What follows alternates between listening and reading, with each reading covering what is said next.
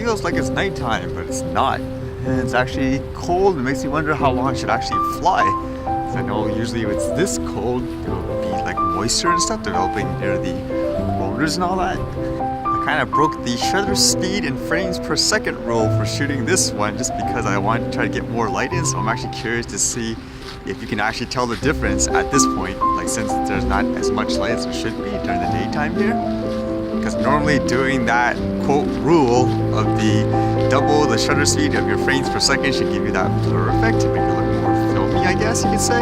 But in this case, I guess it'll look a bit too much, but we'll see. I spent a lot of time watching videos today, and unfortunately one of them had to be politics related. It was about that Vancouver referendum thing. I'll get into that a little later, I guess.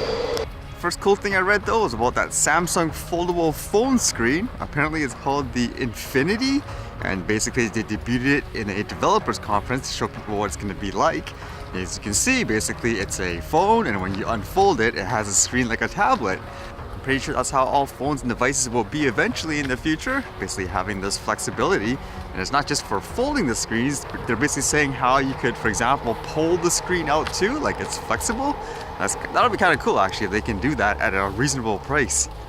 It still raises the question too, battery life. How long will the thing actually last with a tech like this? Although to be clear too, to my understanding, this is more of a technology showcase. It's not necessarily what the S10 is going to be, like their next flagship phone, but basically you can probably expect this to be incorporated in some way, whether it be that or say the Note. So it kind of makes it interesting for a person like me anyways, who's looking to upgrade a phone next year. Apparently in one area, drone delivery has been active in terms of delivering foods and burritos, and it's generating kind of the reactions you would expect. Basically, for those who are getting the service, love it.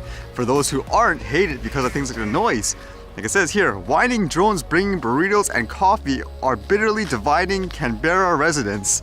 So you can see in this video that they posted the drones coming by with this, I don't know what that is, like a coffee or something, or probably like a burrito package. And basically you can hear the noise of it. It does sound like it's kind of screeching. Oh my!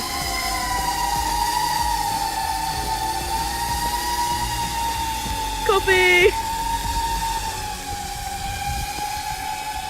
I didn't feel middle of fuck. So again, for the people using the service, they love it. Like here, there's a quote saying, "We can get food that we can't normally get delivered hot and fresh to us within 10 minutes. Whereas other people say, for example, the noise gives them things like anxiety and all that, and they'd rather not have it around. So I guess basically the next step for stuff like this would be more about how do they make it less noisy with the drones. This is pretty humongous though, that drone to deliver a package that small. And the last thing, I spent so much of my time today trying to understand, again, I don't really like politics, but I guess it's your civil duty to vote and understand this stuff. Apparently there's some kind of electoral reform here happening, and people are supposed to vote whether or not they want that to happen. Now initially my brief understanding with this is how it works currently with voting systems is you elect a party, and whoever gets the majority of the vote pretty much gets to make most of the decisions. Or say if you voted for some independent person who only got maybe 2% of the votes, pretty much in most people's mind like it's useless. They have no seats, no power, whereas this is supposed to change it. That was my understanding at least. Like it's supposed to give more weight. Like even if you voted for that 2% guy, they'll have some kind of say or input. But this mail they send you, holy, it's so confusing. Like here, first this seems pretty straightforward. It says, which system should British Columbia use for provincial elections? The current first past post voting system, which is what we use now, or a proportional representation voting system. But then for that, they give you even 3 choices. Like if you were to select this proportional method, would you want dual member, mixed member, rural, urban? Like what? And then as well, you basically have to snail mail this thing in with all these instructions and guidelines. Like, what is this, man? Are you putting together some kind of computer or something like that? I actually think a computer is actually a lot easier than this to understand.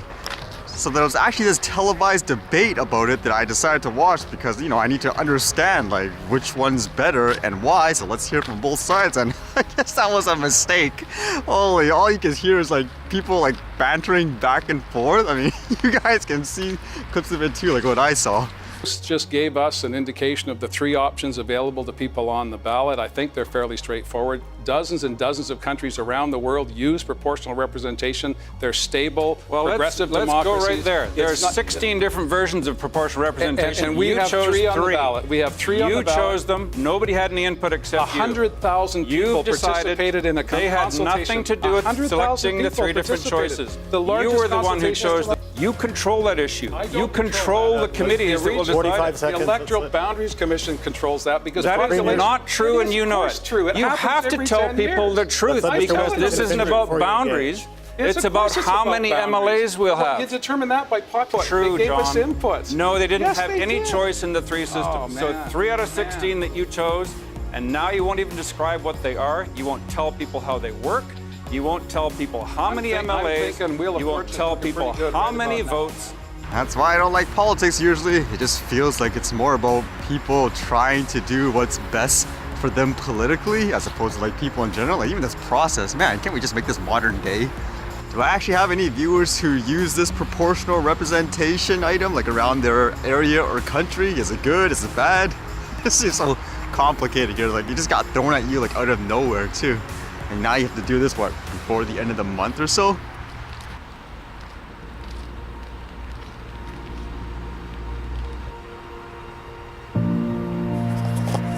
What's it doing?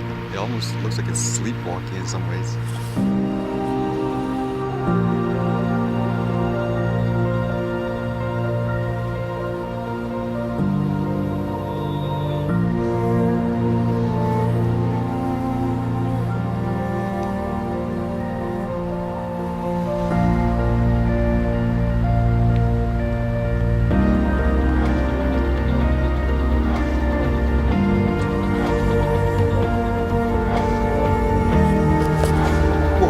Something like a fish.